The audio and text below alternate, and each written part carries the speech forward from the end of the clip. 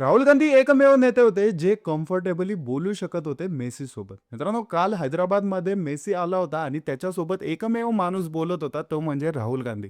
बाकीचे नेते तिथे आले, फोटो काढले, त्याला हाय हॅलो म्हणले तेवढं पुरतं तेवढं, परंतु कोणच त्याच्यासोबत प्रॉपर कम्युनिकेट करू शकत नव्हतं. कारण मेसी जो आहे तो फक्त स्पॅनिश बोलतो मित्रांनो. राहुल गांधी एकमात्र नेते होते जे त्याच्यासोबत बोलत होते, त्याच्यासोबत कम्युनिकेशन केलं. इवन मेसीने जे आहे त्यांना बोलून त्यांच्या हातामध्ये जर्सी दिली. याच्यावरूनच मित्रांनो म्हणतात शिक्षणाचा फायदा कुठं ना कुठं होतो. आणि काल राहुल गांधींना हे दिसून आलं मित्रांनो. राहुल गांधी जे आहेत ते स्पॅनिश बोलतात, इटालियन बोलतात, इंग्लिश बोलतात, काश्मीरी बोलतात मित्रांनो. आणि ज्या युनिव्हर्सिटीमधनं ते शिकलेले आहेत, हार्वर्ड युनिव्हर्सिटी, तिथे इंटरनॅशनल स्टुडंट सगळे येतात, त्यामुळे त्यांना सवय पण आहे त्या लँग्वेजेस बोलायची. आणि हे कौतुक आहे मित्रांनो की आपल्या एका राजकीय नेत्यांना एवढ्या लँग्वेजेस येतात आणि कम्फर्टेबली ते बाहेरच्या लोकांना देखील बोलू शकतात. त्यामुळे मित्रांनो पूर्ण सोशल मीडियावरती राहुल गांधींचं कौतुक केलं जातं.